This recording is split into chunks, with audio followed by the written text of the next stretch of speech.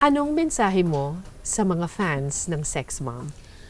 Taos-pusong nagpapasalamat kasi talagang hindi sila bumitew. Nadagdagan pa ang mga talagang, yung mga pinalaki na sex bomb, may pinalaki na, nadagdag pa sa mga pinalaki ngayon. So parang maraming salamat. Dahil sa pagmamahal na simulat sa pool na nagtiwala kayo sa amin, na akala namin wala na. Na sana hanggang sa day 5, yung round 5 namin, gusto namin maramdaman nyo na part kayo ng history ng sex bomb. Wala kayo, walang sex bomb. Ang sarap pakinggan. Ang sarap, no? Oo. Sana meron pang round 6, round 7, round 8. Hindi nga kami titigil hanggat gusto nila kami mapanood yung sinasabi ko, kakayanin namin, ilalaban namin. Lalaban talaga. Maraming salamat sa iyo, Ira. Pero let me just tell you that iba kasi talaga yung Sex Mom. Kasi you're not doing this for the money. No. You're doing this because this is your passion, and you're doing this kasi gusto ninyong pasayahin ang mga tao. Yes. Kasi mahal ninyo ang fans ninyo. Totoo yan. Actually, nung nagsisimula nga tong planning na to, si Rochelle, ang una niyang binitawan, for the last time. Kasi nakakainggit yung, may inggit talaga kami sa mga nagko-concert. Like, Street Boys, nag-concert.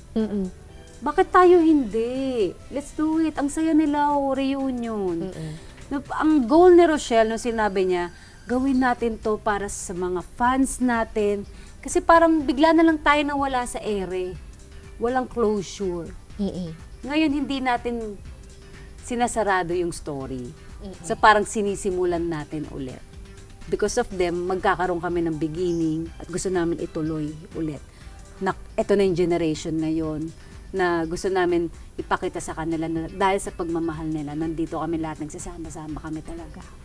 Saka iba kasi yung feeling pag nakikita mo sila, na parang, wow, parang ang sarap mag-perform. Hindi lang nila alam yung impact sa amin. Yes. Yung hiyawan nila, nawawala yung pagod namin.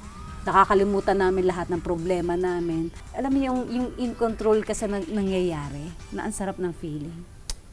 Thank you. Maraming salamat, Ira. Thank you for having me Thank you. here. Thank you. Thank you for loving your fans. Thank you for loving all of us. And thank you for teaching us what true strength really is. Yeah. Kasi napakatatag mong tao. Not only very talented, pero napakatatag mo. Maraming salamat. You. Thank you rin sa inyong pakikinig sa iListen. Sana meron kayong napulot at sana lalo rin kayong tumatag dahil sa kwentong narinig natin tungkol kay Ira.